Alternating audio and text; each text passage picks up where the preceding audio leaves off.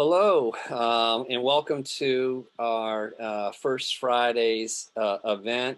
This is the Black Lives Matter RVA Art Show 2021, and each month we're having a artist talk, and this month we are talking with Darlene Anita Scott, who we're so thrilled to have with us here.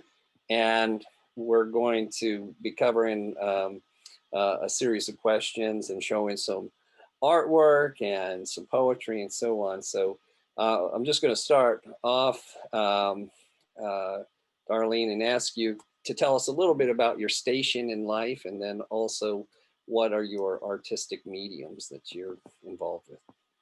Okay, so I'm currently seeking my next adventure. Perhaps I'm in it, but I've been teaching for English and creative and literature and creative writing for about 20 years, and deciding whether I'm going to stay with that or move into administration or move into art full time. And then in terms of the art, you hear me say, I work in mixed media, but I'm predominantly trained as and have mostly worked as a literary artist. And only probably in the last, I'm going to say maybe decade or so, have I publicly shared my visual art. Yeah. So the visual art is something that's relatively new to you, but there you have a number um, of books and Yes. poetry. Yes. So the visual art is something that I guess I've always done since I can remember, but it was never anything that I was trained in, and never anything that I really thought of as being like my genre. So my thing was always writing.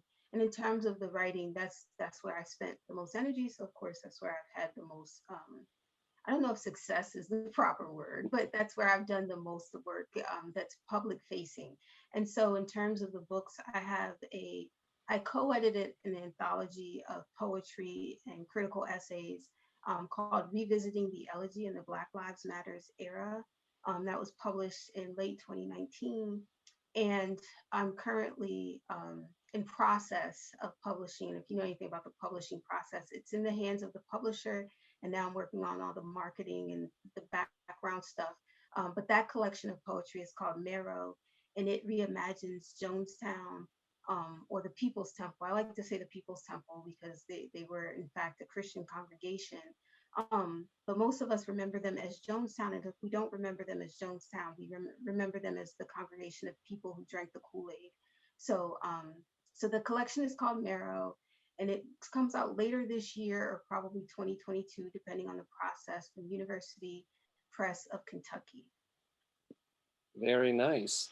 Thank you. And now we're going to take a look at the pieces that you have in the Black Lives Matter RVA Art Show 2021. And maybe you could share a little bit of insight into each of the pieces, and what the inspiration, innovation, and symbolism is in each of the Sure. pieces. Okay. Um, so this one is titled Selfie 2025. And I should say, for both of them, as a means of introduction, is that these are both things that I was creating during the pandemic. So during the very specific isolation that came about as a result of the pandemic, and also what was happening in the world outside of the pandemic. So as we remember, the summer and the spring of 2020 was largely was called by some as Black Spring, a summer of protest and so forth. So these evolved from that conversation, and then they evolved to the conversation I was having with myself, I should say. And so part of that conversation was really about the future for Black people, right? So I had been working, as you heard, with the book that I edited, and with Black Lives Matters elegies, and elegies are poems that mourn the dead, right? And so we were talking about in that collection how Black people, in particular, and poets subvert the elegy, subvert this mourning process. and what do they do with the elegy, with this form, this very formal style of poetry that mourns the dead? What do they do with that, particularly when we're writing elegies about people who are murdered through state sanctioned violence, whether it be extrajudicial killings like the murder of Trayvon Martin, or whether it be killings like the one by police of George Floyd. And so for me, I was interested in and am interested in what happens beyond the mourning process of the elegy, like what happens to Black people in the future, rather than constantly being in this state of loss, in this state of mourning. So Selfie 2025 is imagining essentially myself in the future. There's a hashtag that was really popular this summer that said Black people are in the future, which I think was much of a reminder more so than a plea. Kind of like we hear the hashtag Black Lives Matters. That's a reminder. That's not a plea. That's a reminder that our lives matter. So this project, I guess, became for me a reminder of the future. And then there were some personal aspects to it. So she's emerging, as you can kind of see, out of a sort of an ambiguous space. So there's no particular space in which she's emerging from. For myself, that was important, not to. Sometimes when we're grounded in some ideas, some thoughts, and so forth, that grounding can also cement us there. So, in thinking of my emergence into this future, 2025, which is not a far future, in fact, was to think of myself again, to think of myself in the future. And that what I was going to say about the personal aspect is that I was also thinking myself as a person who lives with chronic illness and reminding myself that I will exist in the future, that chronic illness does not mean an end, which I guess with the pandemic and so forth, some of that was playing into my personal experience. And so I was creating out of that as well. And it seems like, in the painting, there's some different surfaces that are, overlapping and crinkled. And would you speak just for a second about, kind of what you're doing there? It's kind of, it has an interesting texture to it. Yes. So my artistic practice began as a collagist, and I tend to mix materials. And so this was in part simply a technical practice of creating texture. Um, so I think more than anything, that was to create texture, to create that layering. But I guess to speak to the symbolism of it, there is so much layering. As I said, this is personal, but this is also beyond just me, and so forth. So the layers, right, to provide the context for our emergence as Black people, particularly into the future. Right. Thank you. Let's take a look at our second painting. Sure. I'll try and get the whole thing on there. Okay. Yeah. All right. And what would you like to tell us about this one? So AntiStar is it speaks to the same thing, which is this idea of Black folks in the future, right? But it talks. This one does have a grounding, and that grounding is of all these ancestors. So the ancestors that you see on here are both my biological ancestors, grandparents, aunts, and that sort of thing. But they're also those women that I believe, on whose shoulders I believe I stand, and I move forward.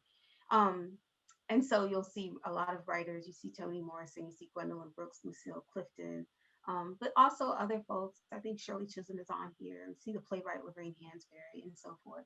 So I'm thinking in this painting too about the idea of future. Thinking of myself as an aged person. So we see the main subject as being a person of age, right? That person is not an ancestor. That person is someone I see as myself in the future, like as an older woman who will continue to stand on those shoulders. And um, so yeah, I was thinking in the same way. I think when I described these when I describe these paintings and my motivations behind creating them, my motivation as a language person started, so these started from language, I should say, as a language person. And I have studied African American vernacular English mostly as an undergrad and early graduate student. um, and there is, in African American vernacular English, or what we sometimes call ebonics, there is something we call the habitual be. And the habitual be is when you hear someone say, he be eaten, which is to say that he has eaten in the past, he is probably eating right this minute, and he's always going to eat this way, right? And so there is this idea that we stand on. So we get this ancestral, this past. We get from the he has eaten this way, which is why I'm saying this. He is eating this way. That means that we are in the present, and he will always eat this way into perpetuity. Perpetuity. And so again, I'm thinking about it in that perspective, in this language. So in I think this one is probably the most demonstrative of that kind of thinking that I have, which is there is someone in the present that is me, the behind the main subject in the painting. There are the ancestors, that is the past on which this person stands, and there is a future because this person has been given a face of age, which is not the face that I wear right this minute. So in the center, the sort of the pink, what might could be seen as a mask there. That's, could you say more about that? It just reminded me of some other things. So I'm Okay. interested in that. Yeah, that person is like, I really like the expression that was created by, so you see it's a collage. Those are not, I did not paint her features, if you will, but I like the decisiveness of the gaze. Um, that spoke to me, and I chose those features because I like to think of myself as being, or I like to think of myself as I move towards growing older, that I will be perhaps more decisive and more and stronger in my stance. I think, not that I consider myself youthful at this point, but I think that when we think of youth, sometimes we definitely are still questioning, and we are often challenged. And I felt like she had this really strong face, like I'm standing in this. And then I like the element. You'll notice not so much. Well, actually, I guess in both of these paintings, you'll notice that I often paint a sort of sun or halo around my figures, and so she's wearing the halo. Of course, I wear head wraps a lot. She's wearing the head wrap. And so yeah, and I thought the aspect of the neck piece and so forth were regal, um, and that's something I aspire to at some point, right? And that's really thinking about my grandmothers and what I saw as their regality. And so again, standing on those shoulders. Yeah, I don't know if that answered the question, but Yeah. just giving you some more insight.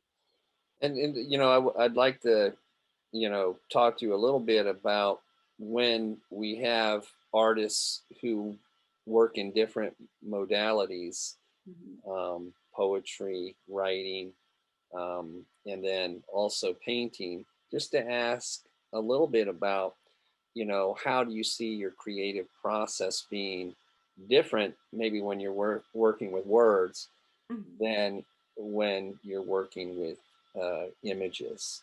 You Okay. notice anything different happening when you're working in those different ways? I find more resistance when I'm working with visual art. And I guess it's maybe resistance may not be the right word. I don't trust myself as much. Um, so what happens is, in both cases, the process for me is just to kind of see what happens. So to kind of pull some things together, maybe it's pulling words on the page, um, or a line or a phrase or something. And the same thing with art. I may start with something and say, I wonder what will become of this. I'm more hesitant when it comes to the visual art about exploring that, about being adventurous with that, than I am with language. With language, I already trust it to do whatever it's going to do. So the words may look like a jumble of nonsensical sentences, and I think to myself, "Oh, I'm very certain about those nonsensical sentences coming together to shape something. When it comes to the visual art, what I find in my process is I really have to force my hand to have the same trust. So what'll happen often is that I will sit with the visual art way longer before actually doing something with it than I will with the words. It's amazing how much confidence, no matter what art you're involved in, is really an essential key. You know, Yes. Yes. feeling like Yes. I got this a little bit. Right. Right.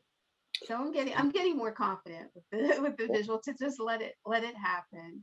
Um, this quiet time has been useful for that to kind of just settle in and see whatever happens. And I've been very excited by what has come out of it that I didn't expect to produce. So that's really good. Well, speaking of your, verbal art, we have a couple of poems here, and we'd love to have you read them.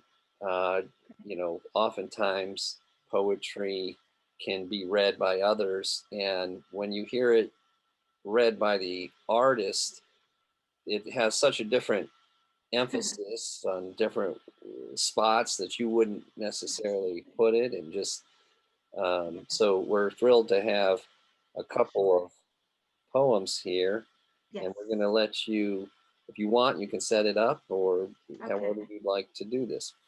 Okay. So I'm going to read two short poems, and I tried to select poems when we were thinking about doing this, adding this aspect to the conversation that kind of spoke to that habitual be. So that idea of the past and the present and the future all kind of coming together. And so both of these are Ars Poeticas, and Ars Poetica is essentially a poem that tells you, talks about poetry, but it talks about it in a symbolic way. And so the first one is Ars Poetica as another dashiki. I'm going to try to read it from the screen, and I hope that that the text is not too small. I might lean in a little bit, so don't get alarmed. But the first one is Ars Poetica as another dashiki. The girls we grew from are bamboo, persistent hallelujahs determined to reach the gods. We're zills of Fulani hammered brass, punctuating the slow turn of necks that follows the eyes in our heads with deliberate precision. Latifa acolytes, we rip cellophane from chemical scented Africa, made in China. $10 to be taller than any Bible school heaven, bloomed into earths, our seeds swelling into a nation. Hold the colors to our chest like flags or armor, gum cracking like buckshots. Would you like to say something about that now, or wait till we read the Sure. second We could say something about this one now. So this one really speaks to my growing up with my sisters.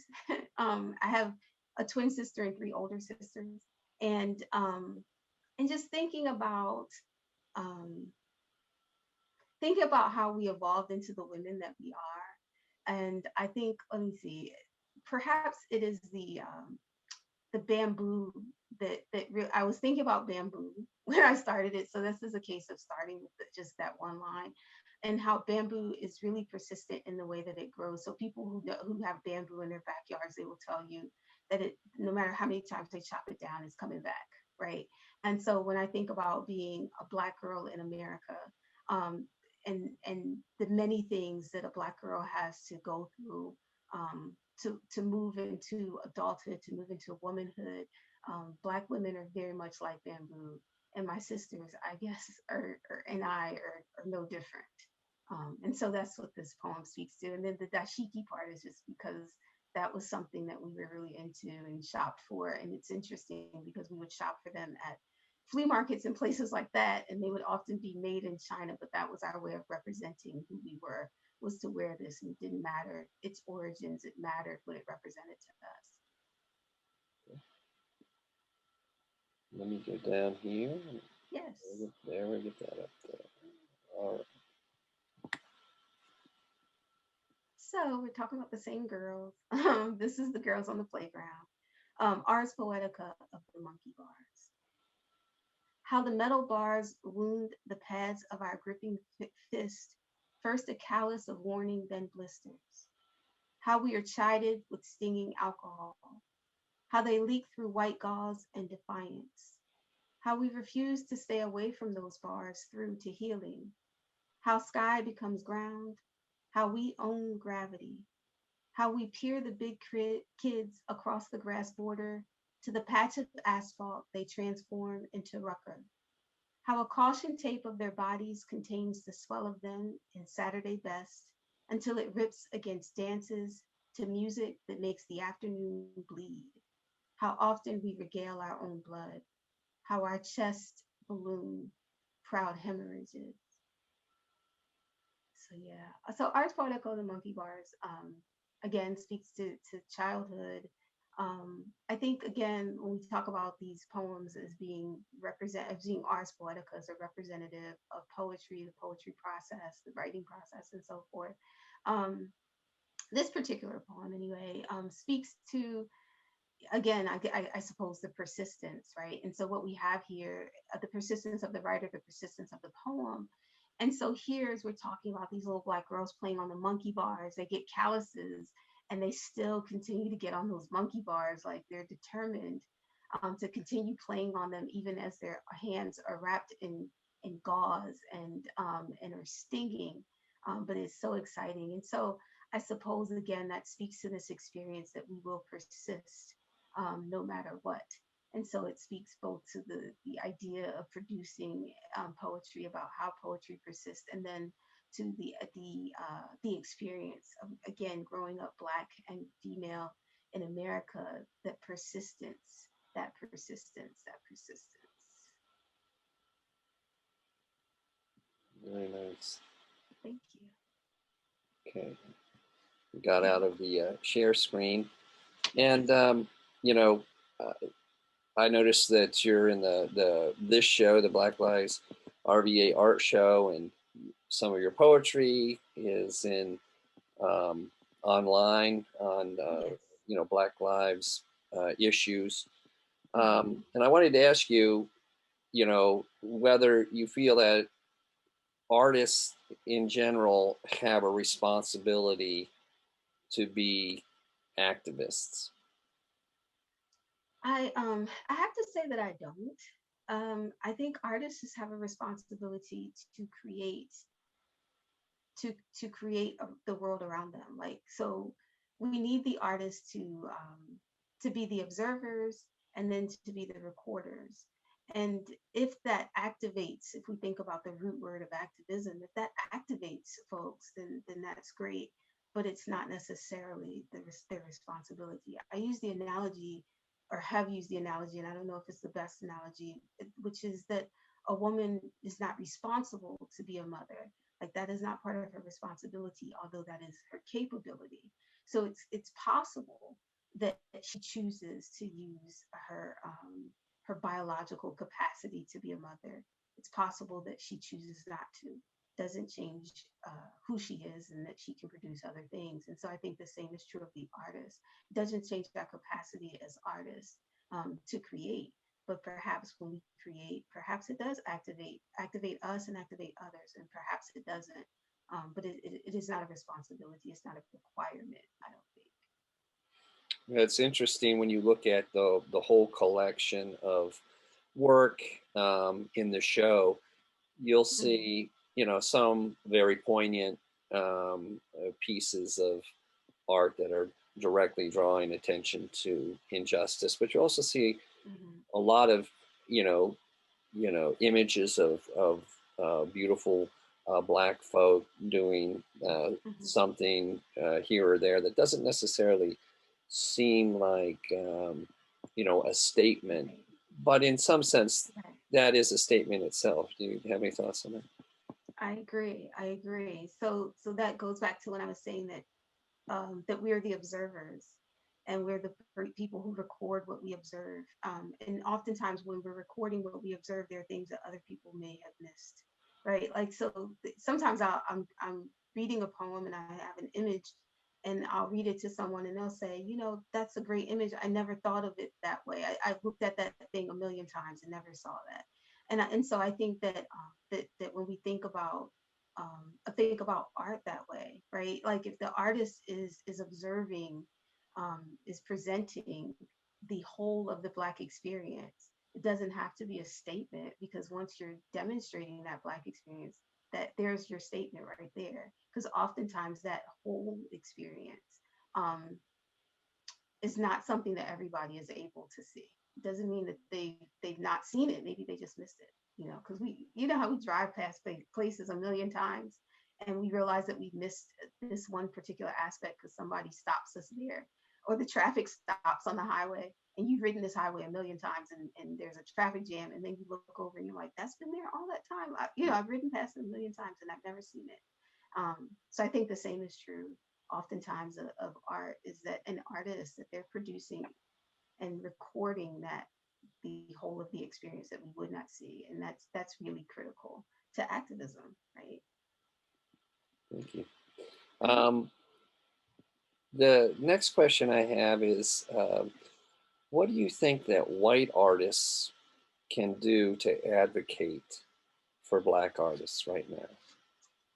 uh, I'm thinking that one of the things is that that we talk about when we talk about art is access, and that access is, do I have a platform to present my art? And so oftentimes those spaces, those platforms are full of white artists. So this particular time would be a great opportunity for white artists to use the vernacular to fall back, to make that platform available to Black artists by simply not by simply allowing them access to it. And one of the ways of providing access to it that I've seen in publishing is that there are many journals and so forth that are making their platforms available either by special issues. So they say we're going to have a special issue of Black artists in this particular journal or magazine that many people, that has a great readership, but we don't typically have voices, or we don't have enough Black voices in here. And so we're going to have a special issue because we know our readership is going to change, that allows Black voices to simply have access to this platform. The other thing is to make access, to make it available.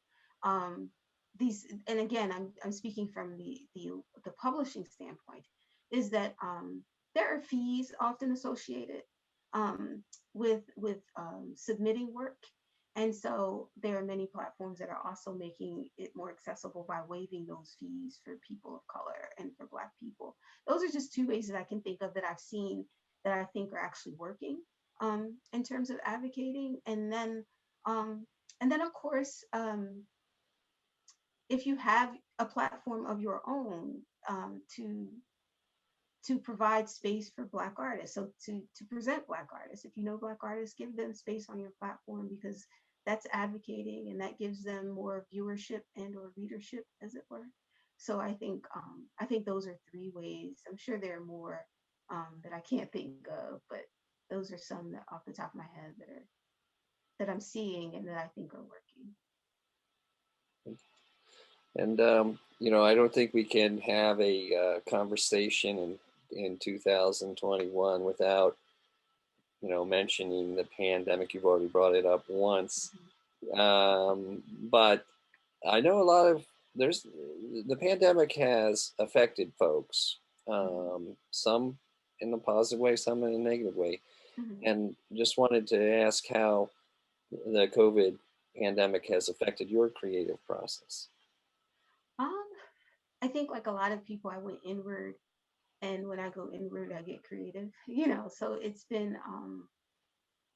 it's um, it's been productive. It's allowed me to be productive, maybe more productive than I would have been otherwise.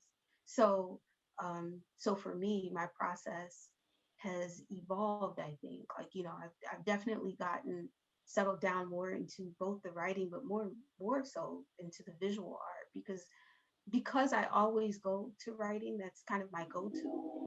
When I decide to go inward, if you will, um, the visual art was an opportunity um, to go there, but also to go someplace different. I think the thing about the pandemic, particularly the isolation, is kind of the roteness of it. Like we do the same thing every day. We don't get a lot of new experiences because we're in our four walls. Maybe we probably travel to the same grocery store, or if you're like me, I kind of travel in the same circle. And so doing something different. So it has evolved my creative process, right? So it has made me use the visual art aspect that we were just talking about earlier, about me not trusting it sometimes, not trusting the process and the adventure, enjoying that adventure and actually pursuing that adventure, so that I was and pursuing something, new and different, since so much of my life is not new and different due to the pandemic. And I wanted to just finally ask, if someone was interested in seeing some more of your work, what are some of the avenues that they could do so through? So my artwork appears, there's some artwork that appears on my website, darleneanitascott.com. So if you see my name in the corner, it's my full name, just .com. And on my website, there is a section with my artwork that talks about actually a project that I did before this, called Tropism, series of collages. And in terms of out in the world, it's been published a couple of places, some of my photography and so forth. Those places are kind of random, if you will, but Barron Magazine is one of them. You can see particularly my photography. And a journal from Ohio State University called The Journal has a bit of an interview in some of my works there. Always want to give an opportunity if you have any further questions or something you'd like to add before we end. What would I like to add? It's just been I'm really glad that with the pandemic and so forth, that we've had these opportunities. I think I'm not a super social person, but I think that they've given me opportunities to do things that I may or may not have done if they were face to face. So Zoom has been really important to me, and this exhibit has been really cool, a really cool opportunity to see other people's work, a body of work that I probably would have had to visit several times if it had been live and in person. So I'm really grateful for this opportunity, I guess is what I'm getting at as my final statement. Well, thank you very much for being our guest this month, and we look forward to seeing more of your work in the future. Thank you. Thank you.